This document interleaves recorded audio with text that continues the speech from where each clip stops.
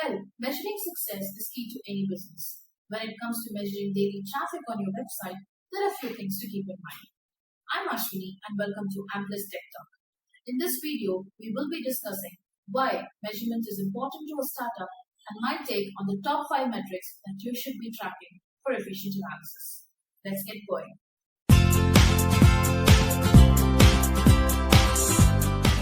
Now that you are going to measure your daily traffic, there are a few reasons as to why you should be doing that.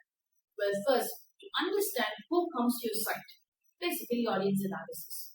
Second, to understand the user's interaction on your website, behavioral analysis. The third, whether the content that you have written on the website is appealing to your audience or not, content analysis.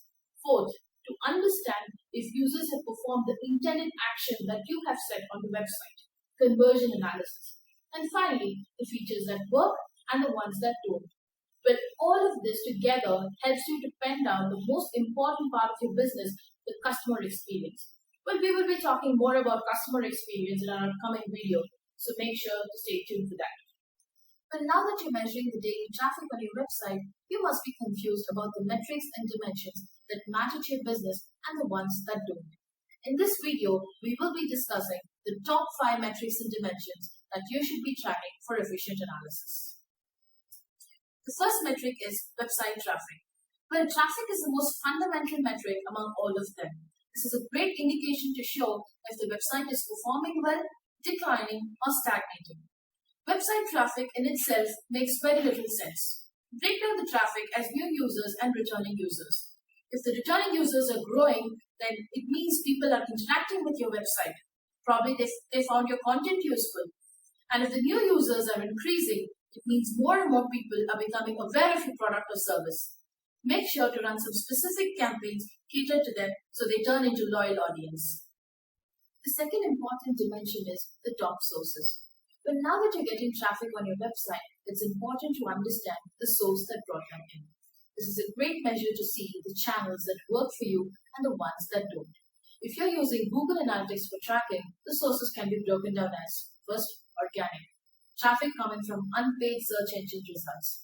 Second, direct, users who landed on your site by typing the website link directly in the address bar. Third, referral, traffic coming from a different website or a page that mentions your brand. Fourth, traffic coming from different social media channels, the social traffic. Well, if all of these work independently and differently. So if you're looking for scope of improvement, try delving deeper into these aspects. The third important metric is bounce rate. Well, bounce rate is the percentage of the users who landed on your site and immediately left off without having any sort of an interaction. Lower the bounce rate, the better it is for your business. There are a few reasons why bounce rate could possibly be high.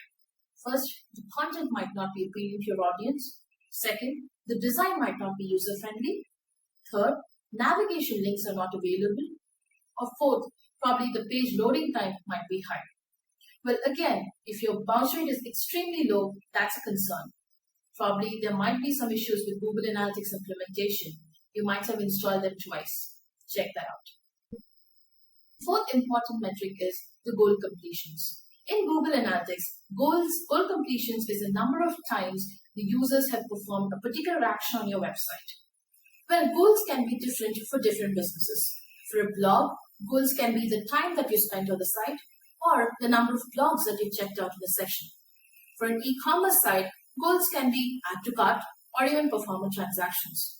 This is a great measure to see how users engage with your buying process, so you can find the areas that needs fixing and the possible areas for improvement. The fifth important dimension is the top pages.